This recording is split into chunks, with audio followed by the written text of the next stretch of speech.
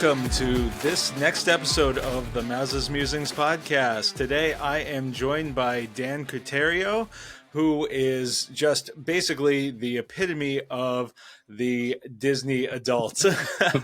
Welcome back, Dan. Dan, of course, joined us earlier when he was talking about his excursion to Disneyland and to the D23 Expo. Yes, the much longer name, but it's the Expo. And he is joining us today because he went on another Disney excursion, this time to Marceline, Missouri, to visit basically Walt Disney's childhood stomping grounds. So, Dan, welcome aboard once again. How have you been since the last time we talked? Been good. Thanks for having me back. I had a great time before. I'm always looking for different opportunities beyond just the parks and I mean, God knows I love the parks, but there's so much more you could do in the Disney universe. And so this was something that was on my bucket list, and I was happy to finally check it off. All right. Well, anything else going on? I know that you're back in this area in your childhood stomping grounds for That's true. for the holiday. Yeah. So what what do you have planned for the holiday? I'm here in Western Massachusetts. Ludlow is my hometown, and I'm with my family. Just gonna have a pretty standard, quiet Thanksgiving day, and working from home, which is always a blessing. But yeah, I'm excited to be back. Well, thanks very much for joining me and taking the time, especially during the holiday time, and obviously it's a short time with your family, so I appreciate you Yeah, taking a little bit of time with me. of course. All right, we are recording. We're obviously live. We are on Riverside.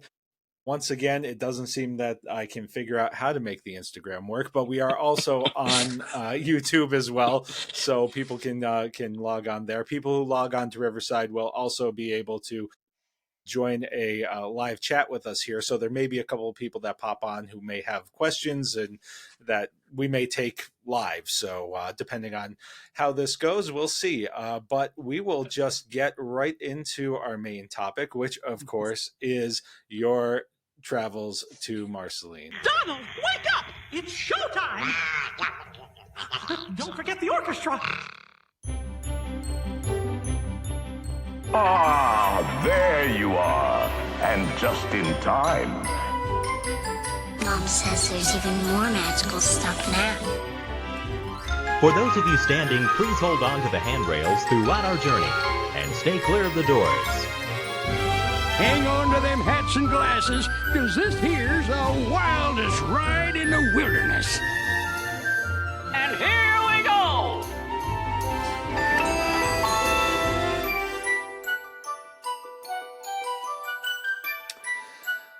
All right. Well, we will just get right into it. Dan, I guess first, what prompted this trip? What made you decide that this was the right time and this was when you were going to make this trek to Missouri of all places? Yeah, it actually kind of started. Well, I had like the seed planted in my head to visit Walt's childhood home for at least a few years now, but it was when I was at the D23 Expo, and you're right, it is a really big mouthful of the official name. So yes, we'll continue to call it the Expo. When I was at the Expo on the floor, the Walt Disney Hometown Museum had a presence there. So I went through a lot of the different booths and areas, and I spent some time there, and I had a really nice brief conversation with an employee from the museum who was representing it there. And I was in such a Disney high, obviously being, in an environment like that. I thought I got to make this happen. And I knew that the Disney 100, the exhibition, the official name for it, which I had seen before, I saw it in Philadelphia last year, that it was in Kansas City. So I thought maybe there's a way I can actually make this work. It's a good 3-hour flight from New York City, where I live, to Kansas City, and then from there it's another 2-hour drive to Marceline. So I had to make sure to rent a car. I don't know that there's any Ubers that are going to take me to Marceline, but I made it work, and it was pairing those two things together was awesome. I loved re-experiencing the exhibition and getting to spend a little bit more time with it. and also just seeing it in the environment it was in, which is in a train station. We know how much Walt himself loved trains, Yes. and his love of trains really kicked off or was sparked in Marceline. So then actually going to Marceline and going to the museum, which is in the old Marceline train station, which is the train station that Walt and his family came into when they moved to Marceline after coming from Chicago. He was born in Chicago in 1901, moved to Marceline in 1906. So he was a little young guy. And yeah, it was just an incredible experience. I knew I could make it happen. So I did it before I lost the will to do it. Sure. I'd imagine that this is a little bit different of an experience. So many of the, quote unquote Disney experiences have a certain feel to them, Yes. Yeah. regardless of whether you're at a park or at a resort or on a cruise or whatever. This, I'd imagine, had a much different feel to it. Yeah, that's actually a really great point. It was no lines, man. No lines. No lines anywhere, not with the exhibit. I mean, there were plenty of people at the exhibit, but no lines there. And Marceline is this little tiny town in north central Missouri. It's just over 2,000 people. I think there were maybe three people in the museum. And I know a little bit later we're going to talk about me visiting the Disney family farm. So I got to go in the recreation of the barn there, which we'll talk about. And I was the only person on this entire farm. So being in this area of just like, I don't know, it may sound cheesy, but I was able to just sort of stand there and kind of soak it all in and contemplate it all. And it was just, we always talk about magic when we talk about Disney, but it really was a very magical experience. Now, just in terms of the chronological order of things, did you go to the exhibition first and then to Marceline, or what was the order of Yeah. events here? Yeah, it was the other way around. So Okay. I actually stayed in Overland Park, Kansas, which is just over the border, and which, as a side note, I was excited to check off two states, Kansas and Missouri, that I'd never been to before. And I do have one of those goals of, all 50 states. And the next day after I flew in was my birthday, and I spent that day 4 hours round trip on the highway going to Marceline, and then the next day after that, I did the Disney 100 exhibition. That's right. I meant to, in the open, wish you happy birthday as well, Thank because we hadn't, seen each other, face to face, so to speak, since then. Thanks. So you get to the museum, and what were some of the big takeaways there? You mentioned that it is in the train station, which kind of Yeah. embodies one of Walt's really passions. Yeah. But beyond that, what were some of the big takeaways and impressions from the museum? Yeah, I'll start by saying when I got there, first of all, I didn't expect it to be this massive museum. It was actually quite larger than I expected it to be. It does take up the entire building, but I knew that driving 4 hours round trip, I was going to just soak up every second of this experience. So when I got there, before I stepped inside, I just kind of circled the museum. It's a really beautiful building with nice flowers and a lot of just there's a beautiful clock there, and I just took a lot of photos. And a museum employee had noticed that I was doing this, and I think it was 11 a.m. and they had opened maybe an hour earlier. And when I was headed to the front door to finally go inside, she was also headed in, I think maybe to start her shift or something.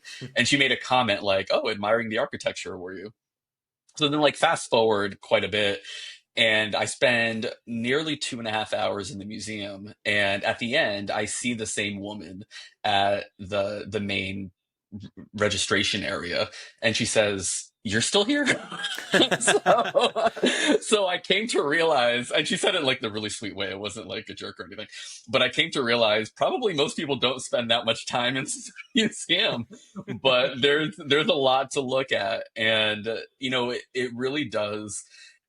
They started off by giving you just like a brief intro. So I was the only person at the time. So they gave me a little personal intro saying, basically, you're standing in the spot where Walt Disney himself and his family like step through these doors and were here when they were coming in on the train from Chicago. And then you just kind of wander through all the galleries. And the museum was opened in 2001. Marceline, this was the 100th birthday for Walt Disney, and Marceline had a whole bunch of festivities happening. And one of the things they did was they opened this museum, and it's largely based on Walt's younger sister Ruth's collection. So you'll see a lot of personal effects, a lot of handwritten letters. I could have spent even more time there just reading all these letters. There's a lot of information about Walt's entire family. Again, it's the Walt Disney Hometown Museum, so they want to make sure that it is, of course, largely focused on Walt, but then also his parents, Elias and Flora, and all of his siblings. He had three older brothers. Of course, we know Roy. There was also Herbert, Ray, and his younger sister, Ruth. Lots of great art and models. I think they were scale models of different buildings in the Disney parks, and things that came from fans and merch, and just there was a piece of the Dreaming Tree, which we could talk about. It was part of the farm, where Walt and Ruth used to just sit under the tree when they were kids and imagine what their futures might be like. And it was pretty incredible. They even had on display, for anyone who's listening or watching who may not know, we know that Walt was a huge fan of trains. In his home property in LA, he built a train track that went around his entire property. So they had a piece of that track, it like kind of framed. It was extremely narrow. I was surprised. I was, how do you sit on that train? But it was extremely narrow. But it was really cool to see that. You learn about his life and upbringing in just the 5 or so years that he lived there. It wasn't a long time. He was there from like ages 5 through 9, I believe.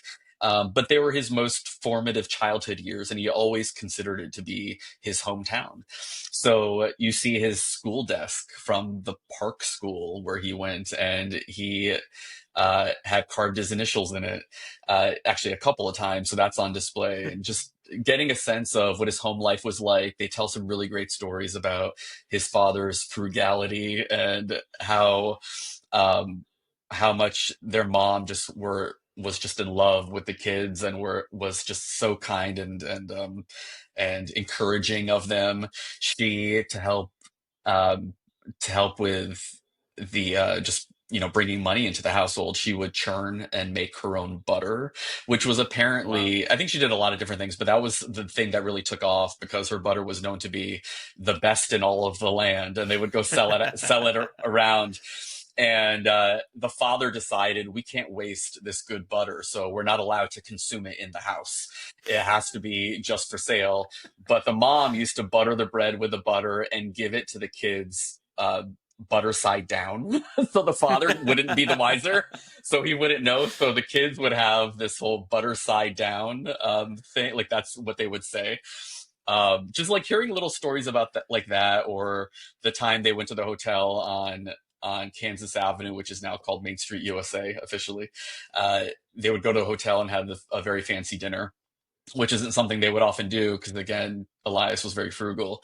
And Ruth had accidentally spilled her plate of food all over the ground or the table. And apparently the dad, Elias, just wasn't too pleased. He had saved up for this dinner and really kind of made a show of, I don't know what he said, but I imagined it was one of those, do you think money grows on trees kind of conversations. And that was a story that always stuck with the family, and they talk about that in the museum. So there's a lot of these like really human moments. We think of Walt, I think, as this giant magnanimous presence even today in all of our lives because of the influence that he and his company had. But at the end of the day, he was a regular small town kid, essentially, like so many of us were. Yeah, I was going to say it's those little nuggets, those little anecdotes that really, you know, illustrate the humanity Yeah. of someone who, you know, otherwise is this, you know, somewhat larger than life figure Yeah. to a lot of people. You know, you see it a lot when, you know, especially when people are talking about changes to the parks and well, what would Walt think about this? As if, you know, Yes. it's almost a semi deity, and it's, you know, Yeah. this is a guy who, you know, who grew up the way so many other people did and dreamed big, Mhm. and that's, you know, so it really kind of helps flesh out the understanding of who this person was. So I Yeah, love that anecdote about the butter and the bread. Like right. those little things just make someone as successful and as iconic as Walt Disney um, feel more human, honestly. Yeah, and I think it all grounded him too, because he never forgot where he came from. And even though he only lived there for a few years, he would come back. The town loves him, by the way. Like, that's probably goes without saying, but they love him, and they've done a lot in his honor since his death in 1966, and before then as well. There have been a couple of premieres of some sort of little known Disney films at the theater on Main Street.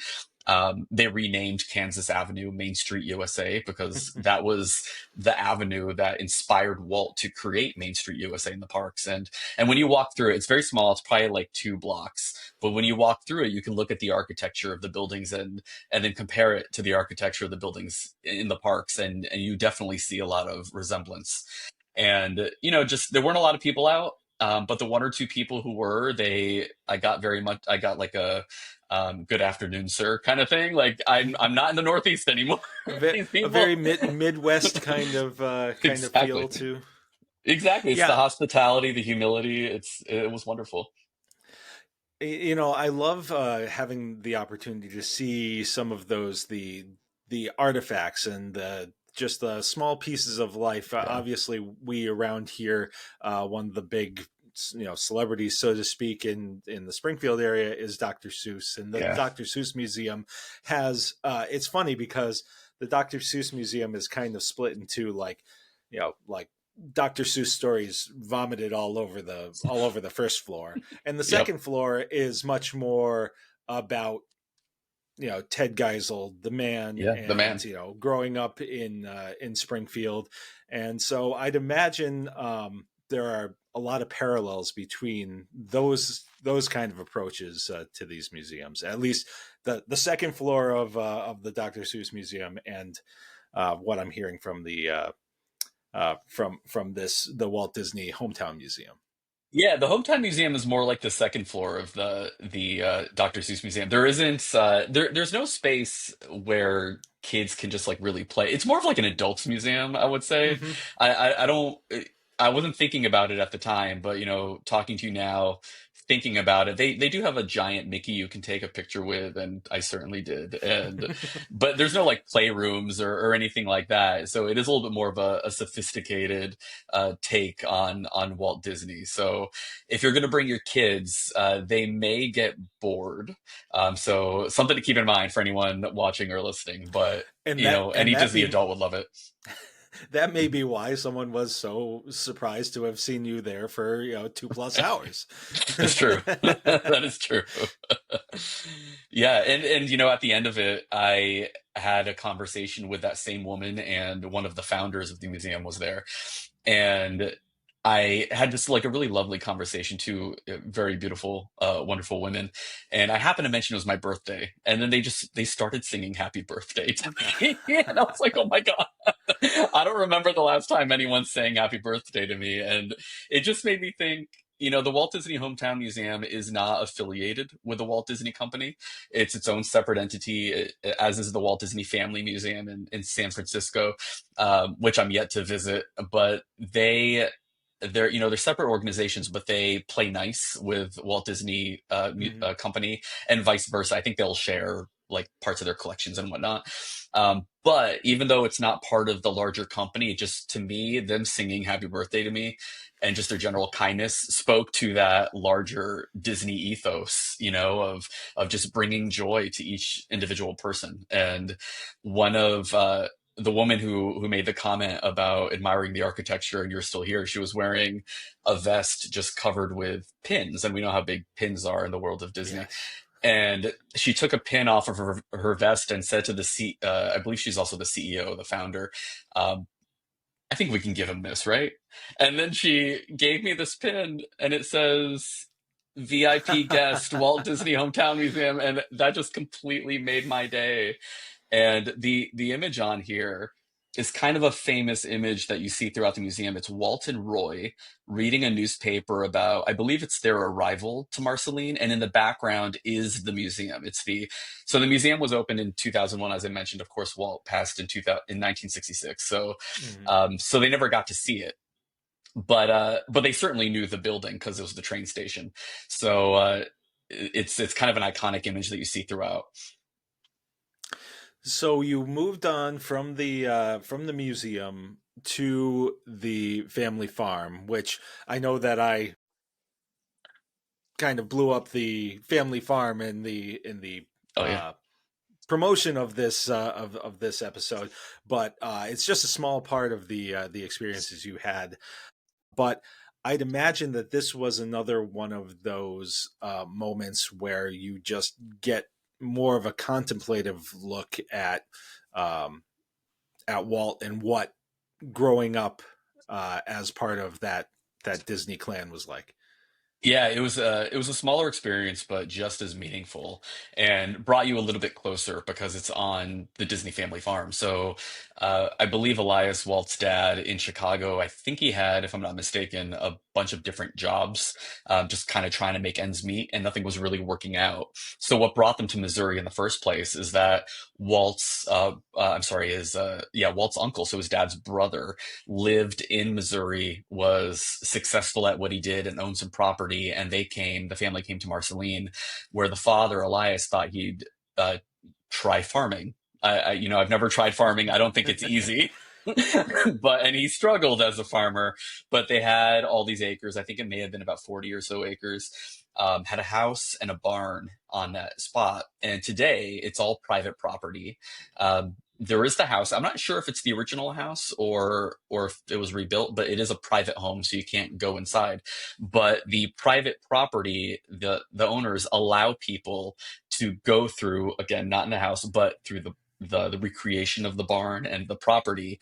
They even have a small parking lot set up because they know, people are going to make their pilgrimages there. Right. And they have signs up that explain this is where the dreaming tree was, which I mentioned was this huge tree that apparently outlived its own lifespan. It wasn't supposed to live as long as it did. And then it finally, I think it was a lightning strike, finally took it down. But they saved some seeds from the tree and they planted a new one in about the same spot, another one elsewhere on the property, and then a third one, I believe, in Disneyland, in one of the Disney parks. I think it may have been Disneyland. But they kind of made a point of saying, but we won't tell you which tree it is. So probably to like protect it among all the crowds of people. Sure. So we went into the barn in 2001, the same year they opened the museum and had the big 100th birthday celebration. The original barn was knocked out. It was gone. Walt had built a replica barn in his property in California years later, and they took the blueprints from that one, which was based on the original, to create this new one. So what you see now is a recreation of the barn that originally stood on that property. And it's this beautiful wooden building. You go inside and they do encourage you to write on the walls. And there are some benches there that you could write on.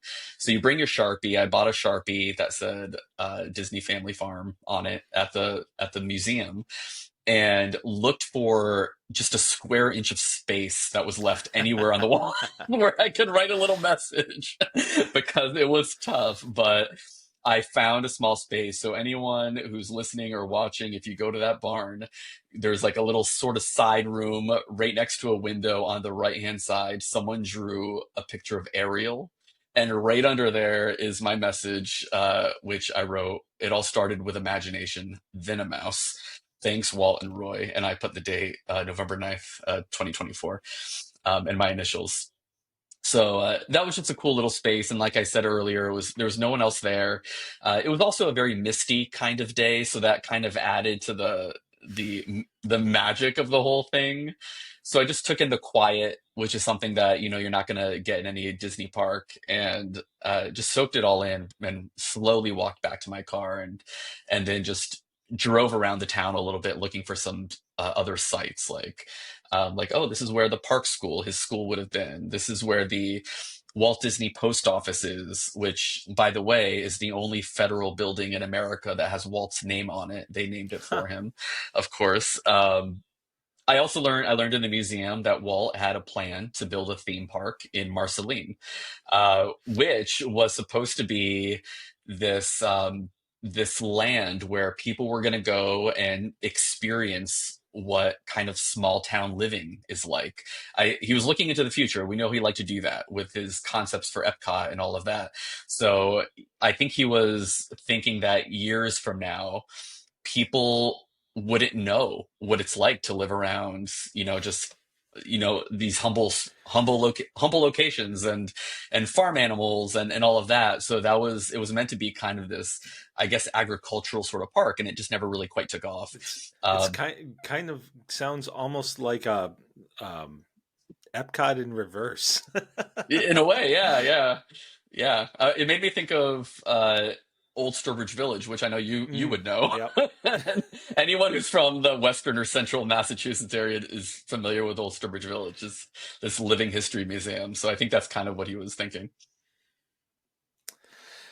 Well, and then you headed 2 hours back. Yeah. And you were in Kansas City for the Disney 100 exhibition in Yeah. Kansas City, correct? Yeah, and right before I And went to that, I had some time to kill, so I just drove around. I found the family home because after Marceline, they moved to Kansas City, so I saw the house, which is a private home. It's in a neighborhood that's a bit run down, and I did wonder, looking at it, if these people even know the history of the home that they're living in. But then I saw, when you look close, there's a bird bath on the front yard, and there's a little Mickey Mouse in the bird bath, so I I think they're recall aware. you. Yeah, I recall you sharing that picture with me when Yeah. you were when you were there. I tried to be very covert about it because I'm sure they're used to people taking pictures of their house, but it is a little weird taking a picture of someone's private home.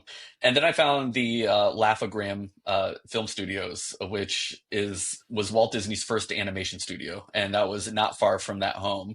It's an old building that is closed down. There is a nonprofit, I believe they're called Thank You Walt Disney, and they're trying to bring it back. Right now, it has like "Do Not Enter" signs on it. It looks like it's condemned or something, but they want to bring it back and turn it into an educational space for artists in Walt's name, essentially. So hopefully they have luck with that. And that was a good 30 minutes or so of just sort of driving around looking for those little sites before I made my way to Union Station for the exhibition. Sure. And you mentioned that, of course, the exhibition at Union Station, at a train station once again, which is, Yeah. and I believe I saw that you mentioned somewhere that Kansas City really is still a railroad kind of city. It definitely feels that way. The Union Station itself is a whole complex of different things now. You definitely pass through it on the train as well, but beyond that, there's like museums, and I think there was an aquarium, just a lot of different things. It's become a big hub. There's theaters there. So you definitely get the sense that it's a railroad city, but maybe some of that is kind of like gone by the wayside a little bit, and they had to repurpose the space in all these other ways as well. Sure. Okay, so now let's get into the D100 or the Disney 100. And of course, last time you broke out some Mickey ears, so I'm going to break out Nice. my Disney 100 Mickey ears Nice. for this. Love it. I don't know. I don't think that they quite match my whole aesthetic, but we'll Maybe go more with for it. Megan, or or Eileen, but they do look good on you. So I have not seen this exhibition. So if you could kind of run through just obviously the basics of it, but then Yeah. this is not your first time having been to this Right. exhibition. So was there anything that caught you this time that that maybe you didn't see or didn't quite appreciate the last time? Yeah, so going back a little bit for anyone who's not familiar, it's called Disney 100 the exhibition. I believe it is the largest exhibition that the Walt Disney Archives has ever put on, and this was done for Disney's 100th anniversary last year in 2023. It was the company was founded in October 16th, 2023, and you do see the contract on display at the exhibition between Walt and Margaret Winkler out of New York, who produced animated films, and with the date on there. So that was pretty cool. And they it's a traveling exhibition, so they have a US leg and an international leg. It's meant to run for 5 years, so there's another 4 or so years left. Started in Philadelphia. I asked the kind women at the museum if they knew why Philadelphia. They said we have no idea. Like there was no connection between Philadelphia and Walt. But then it went to Chicago, Walt's birth city, and now it's in Kansas City. And I don't believe, I may be mistaken, but I don't believe they've announced the next U.S. city. The international one is in Seoul, South Korea right now. And it just extended in Kansas City. So it's going until January 5th. It was supposed to close this month. So anyone who's interested in recreating this trip, you have until January 5th. Check out the exhibit, go to Marceline, check out the museum. And yeah, I loved it. It's 10 galleries, and all the galleries are themed differently. So they made a very conscious effort not to do a timeline of the company's history. So they wanted to do it by theme. The first gallery you walk into, really, kind of timeline wise, it is the earliest years. It's the founding of the company. The one of my favorite things, excuse me, that they have on display is the megaphone that Walt used when he was running Laugh-O-Gram, that studio I mentioned in Kansas City. So you can sort of imagine him on set of these short films that he was making, kind of screaming into the megaphone so his actors could hear him, and has the Laugh-O-Gram logo on it. And they have the contract. But then some of these other rooms that they have, these galleries, are themed around the importance of story, which we know is a huge part of the Disney brand, the importance of character and how to really round out characters. There was one specifically about, I believe it was adventure and discovery, another one about innovations. So you go into more of the Imagineering stuff. Disney as a company created a lot of things that some people may not even be aware of. Like I did not know that they created the concept of storyboarding movies, which is something that's just commonplace for all movies now, but they started Right. it with their animated films. They created audio animatronics, which I think everyone probably knows. One of the things they have on display, and I think this is the original. I hope it's the original. Waltz, I believe in France, ended up bringing back home with him a bird cage with a couple of animatronic birds in it, and he gave it to his employees. I don't know if they were called Imagineers at the time, and basically said, "Take this apart and figure out how it works." And that was the beginning of audio animatronics and how it all kind of came to be. So they have on display this bird cage with the two birds in it, and it's dated gold a Gilded Age era, so late 19th century. So it very well could be the original as far as I know. And they have some other cool things on there. Like there's a gallery dedicated to music and sound. One of my favorite things they have is the chimes that they use to reproduce Tinker Bell's sound. So as she's flying through the air, they're like "Tit, tit, tit, tit, tit." um, they have those chimes, and it's the first time that they're on display. It's, I think, a relatively new um, uh, addition to the archives collection, so they have it on display. They also have the whistle that was used for Steamboat Willie, if you imagine that like whistle sound of I really geek out, obviously, over a lot of these like classic, going back historic stuff. But then they have a lot of really cool stuff that's more modern day.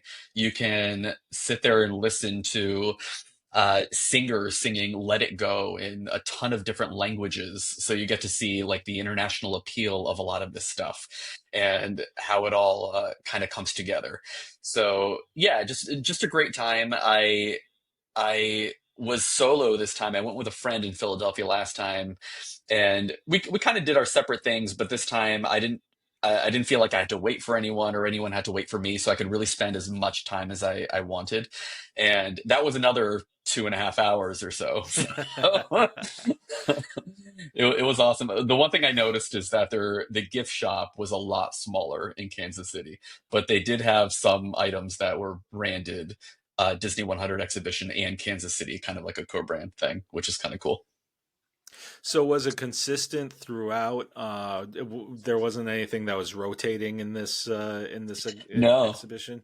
no, same stuff. They cover all aspects of the Walt Disney Company. So a lot of parks stuff, Walt Disney Animation films, Marvel, Star Wars, Nat Geo.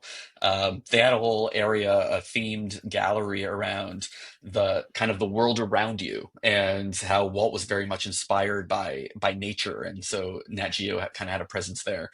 Um, but I got to spend some more time with different items that maybe I didn't spend as much time with the first time, and other things I was rediscovering that I got to spend more time with. They have a lot of costumes on display. They have a whole thing for Cruella and in the story, and I'm sorry, in the character gallery. So you get to see sort of how this character of Cruella Deville kind of came to be. I don't know how they chose Cruella out of the, thousands of characters, but it was very interesting to kind of see her evolution and the costume that Emma Stone wore in the movie Cruella and all of that. A lot of different video displays and interactive things you can kind of play around with. They have the prop storybooks from Sleeping Beauty and Cinderella and Hocus Pocus, that they used on film. Um, the glass slipper that was used in the more recent Cinderella movie from a few years ago, and just a lot of really cool stuff there. There's unlike the Walt Disney Hometown Museum, which I mentioned feels more adult oriented. This one definitely has something for everybody, and so there are a lot of kids around, and it's always still fun to see things kind of through their eyes too.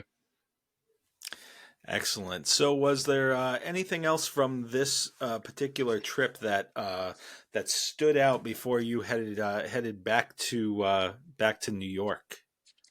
Yeah, and in Marceline, I mentioned Walt and Roy had a great amount of affection for the town and would come back every now and then. When they named the elementary school after Walt, they came for, I believe, for that. They named a municipal park and swimming pool after him, so they came for that kind of ribbon cutting. Uh, there was one thing else that I learned that I thought was very interesting. I mentioned that Walt wanted to build a park there. So even though that didn't happen, he did bring a little bit of Disneyland to Marceline. Disneyland has the Autopia ride. Hmm. Originally, apparently, I don't know the full story here, but there was a ride that was similar, and it was called. I don't think we're allowed to say this now, but it was called Midget Autopia. Just so you know, it's not my word; that's theirs. It was called Midget Autopia, and they do have one of the cars on display at the museum. And what he did was the ride was eventually retired from Disneyland and run there, I think, for 10 years, and so he picked up the ride, brought it to Marceline, and I believe it was in the Walt Disney Municipal Park, if not another park that they have there. And they had it as a park ride that any kid in Marceline or the surrounding area could get a little taste of Disneyland. And it ran for 11 years. They make a point of saying it ran there longer, a year longer than did at Disneyland, until it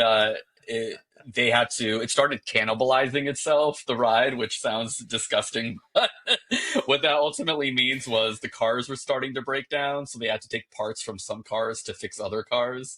And it got to a point where it just wasn't sustainable anymore. So they took down the ride, but they are trying to bring it back. And they do have like jars in the museum where you could donate a few bucks. I put a few bucks in there to try to restore the ride and bring it back to the town. Once you returned home, obviously you were not just sitting around waiting for Thanksgiving. Yeah. You recently also went to the Museum of Broadway. Yeah. Uh, Yeah. Which I of course, you have an affinity for, not only living in New York City, but you, as long as I've known you, you've been a fan of film and the stage, and obviously that continues now yeah. in a professional capacity too. Yep. But this is honestly, this is something that I'd never heard of before. I guess Mhm. I'm not surprised to hear that there's a Museum of Broadway, but I guess I'm a little surprised to hear only its second anniversary. Yeah, that's right. It's kind of surprising to think that there wasn't a permanent museum to Broadway. I work on Broadway, and before I worked on Broadway, I'd been volunteering. I continue to as an usher, and have been doing that for about a decade at different off Broadway and some Broadway shows, and just am a huge lover of theater. So they built this museum, and I was there 2 years ago on its opening day, and without realizing it, when I went back recently this month, it was their second anniversary. So for whatever reason, I keep going back on the day, the anniversary of this museum. And they're currently celebrating Disney on Broadway's 30th anniversary. So Disney on Broadway started with Beauty and the Beast, which was, of course, a smash hit. And they've seen a whole host of shows. Broadway's seen a whole host of shows ever since, with The Lion King, of course, which is still running, Aladdin, which is still running 10 years later. Frozen, they've had Newsies, Mary Poppins, Tarzan, a bunch of others, and then and they also cover not just Broadway but regional productions. I just saw Hercules in at a regional theater in New Jersey last year, so cross their fingers that that makes its way to Broadway. They do the cruise line productions and international productions. They're kind of all over the place, which is really cool. And in this particular exhibit, it's not a huge space, but they have a lot of costumes on display from Mary Poppins, Frozen, Lion King, Newsies, Aladdin, and others. And a couple of prominent photo ops. There's one where it's Lion King themed. You can hold up Simba, do that whole thing. They have one with a magic lamp from Aladdin. I doubt it's an actual prop from the show, because they do let you handle it. You can rub it and just do a photo op with it. They have some QR codes where you can download some filters and that are Aladdin and Lion King themed. So it was just a cool experience walking through that.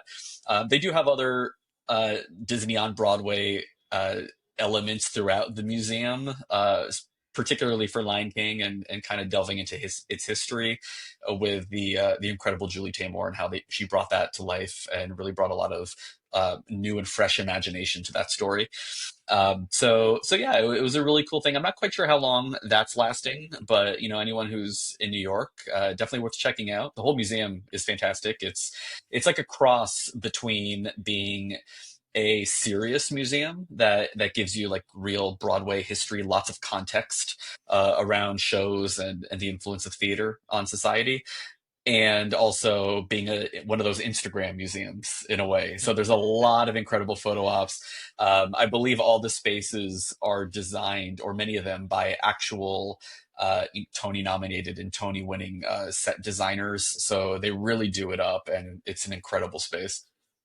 And right there in the heart of Times Square, so you can't miss it. Well, this coming weekend, Eileen and I are actually taking Megan and our in-laws to see The Lion King Nice. at the Bushnell in Hartford. So Okay. I've never been to a Broadway show. I don't think Eileen has either. So this is kind of our toe in the water. This will actually be our second time seeing The Lion King. We've also seen Hamilton, also at the Bushnell. Nice. So we're warming up. You had said in the first podcast that we did that you spent the first part of your life, Disney equals evil. Yeah. That's the way that I feel about New York City. So I've never been there, because I'm just I just have this just this repulsion. I just can't bring myself to bring myself there, and perhaps that's my my regional sports Mhm. bias Could be. that is seeping into other parts of my life. Maybe it's just that maybe it's just that it's so peoply, and there's only one place Yeah, on this planet that I'm okay with it being super peoply, and that's Disney. Disney. Yeah, Who knows? But I you know I uh, can I can imagine you walking through the streets of New York and cursing every corner. So I think you're right. I think your inclination is right. It is. I love New York. I actually am a.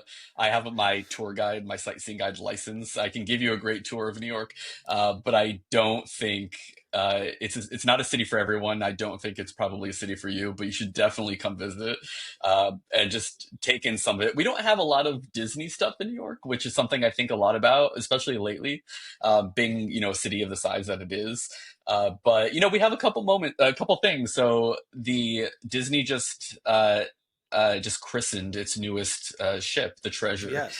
and they did it in New York. And I didn't realize they were doing it in New York. Otherwise, I would have canceled my plans with my friends that night and gone to the cruise because they did a whole like drone show. It looked incredible. But I happened to walk from my office to the pier area, not even thinking that the ship might be there. And then I saw the ship, and I just, being the Disney nerd that I am, I got on kind of an elevated platform and I just stared at it for like 10 minutes. Wishing I have a friend who's on it right now, actually. Which Really?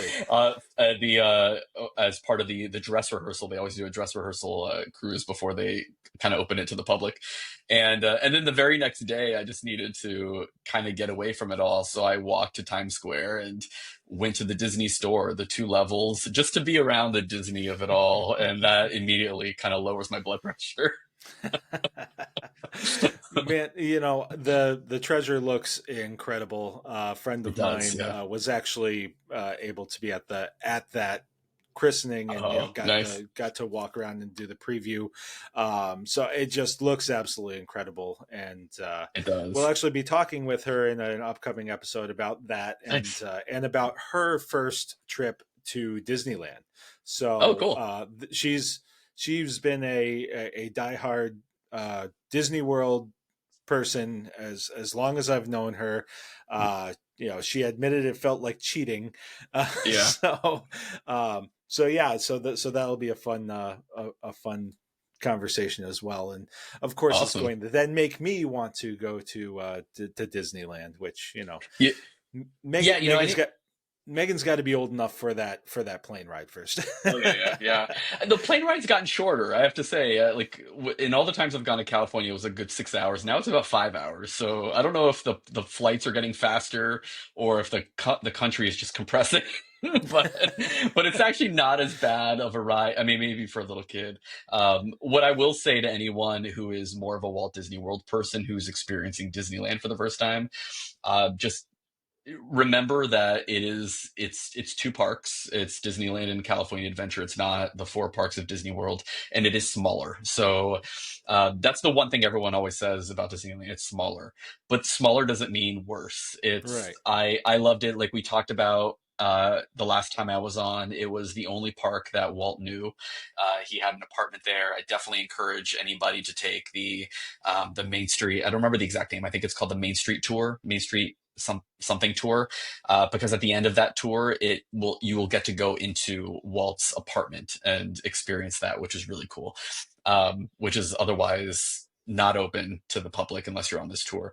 But I love it, and I am hoping to go back to Disney World because it's been a while.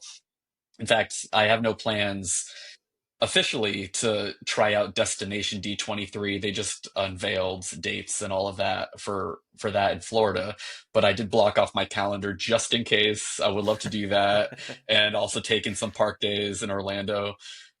So we'll see. We'll see. All right. Well, I think that this is going to wrap up the Disney related portion of this show. I'm glad that you were able to take a few minutes to talk with me about all of this, Yeah, and thank you. yeah, it's been great. I mean, I like I said, it's always great to be able to find these little pieces and learn a little bit more about the people who create all Yeah. of the things that we love, and really some of the things that were the bedrock of that they built everything off of. So Right. Yeah, I love all things history, Disney history, and Imagineering. I really, really want to try to get myself next year to the Walt Disney Family Museum in San Francisco and experience that also. So, and I am very excited to share it all with you and your listeners and viewers. So, thank you so much for having me. well, thank you. Now I can't do any more damage around this popsicle stand. So long, partner. See you real soon.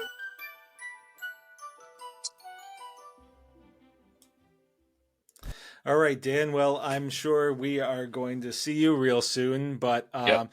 is there any other adventures, any other planned trips or anything that you've got? I know that you've said that you've got the travel itch again. So anything on I your do, I horizon? do. Yeah, it's I need to do that Walt Disney Family Museum. I really, really want to do a Disney cruise to Alaska. So I'm planting that seed out in the world. If anyone wants to do a Disney cruise, not that I wouldn't go solo, it's just really expensive. So we can be travel buddies. Man, Alaska is on our list as well. It's funny. Eileen was talking about when we go to Disneyland. Well, then it's not that long of a plane ride to Vancouver, and then we could hop on the boat and or on That's the true. ship and get going. And just obviously that is such a pipe dream, but It doesn't have to be. It doesn't have to be. You just got to make it happen. And I believe it's the Disney Wonder is the ship that does the Alaska cruises, which was the first ship I sailed on. It's a great little ship. I loved it. Well, again, thank you very much for joining me. I hope Thank that you. you have a great Thanksgiving and that you and your family have great holidays. I'm sure that I'll talk to you between now and then, but Yeah. I'm not sure when the next time I'll necessarily see your face will be. So Right. wanted to say that, and I know that. We'll talk again soon. We're always talking Disney one way or the Yeah. other. But if there's any other, I think I just lost Dan. So I guess we will just move right into the end of our episode. But before we wrap up, Dan obviously took a minute or two with us to talk about all of this stuff. But you know what else only takes a minute or two and is Disney related? Well, that's getting your free vacation quote from We Do Travel Right, which will offer the concierge level service of the dining team, one-on-one support from an agent. They also have seminars and study halls so that you can understand the ins and outs of how you can get around these parks, etc. And all of this stuff is free. Disney or cruise lines or what have you, whether it's Universal or all inclusives, all of these different companies pay the agents for you. So they pay We Do Travel Right. And why do they pay We Do Travel Right? Because you are already paying for the use of an agent, whether you use the agent or not. So it only makes sense to use the agent. So if you want to get your next magical vacation started, just go to wedotravelright.com/Mazza.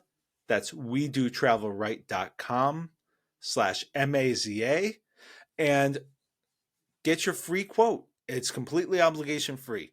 Oh, and head to We Do Travel Right and their social media, and you'll find information. They're going to be having a very cool seminar with Adventures by Disney coming up. So be sure to check them out for that, which it sounds like an awesome seminar. You'll get a lot of cool experience, a lot of cool information on experiences that you can have through that. So with that said, we are going to wrap this episode.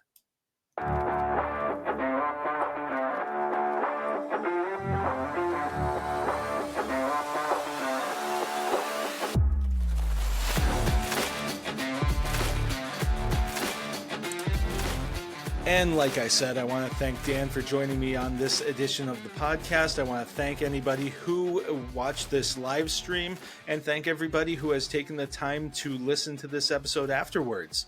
All of your listenership and all of your support is very much appreciated.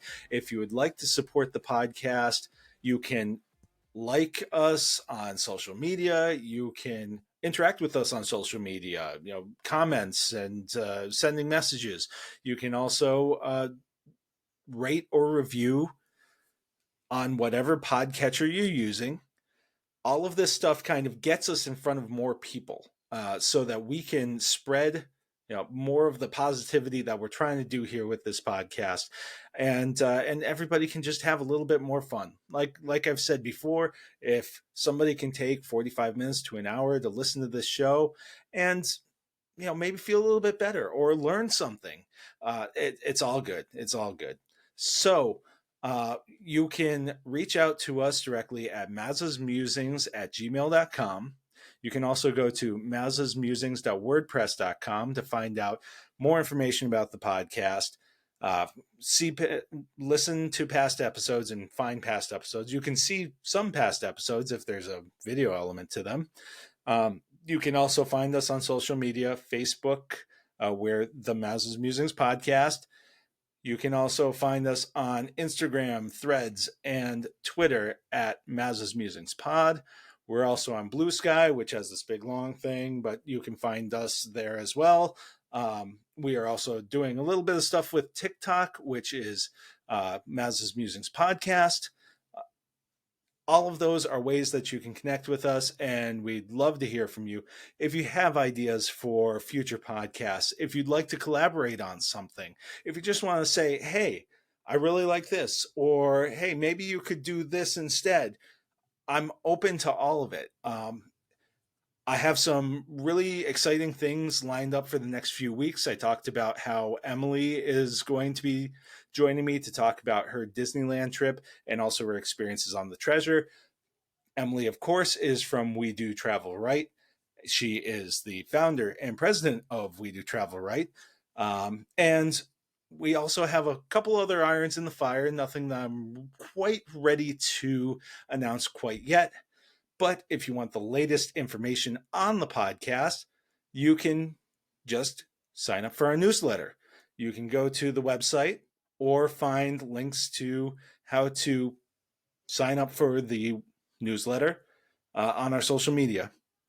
So, again, thank you everybody who has listened to this podcast, who has joined us on this live stream. I really appreciate all of it. And with Thanksgiving coming up, I want to say how thankful I am for everybody who has supported us.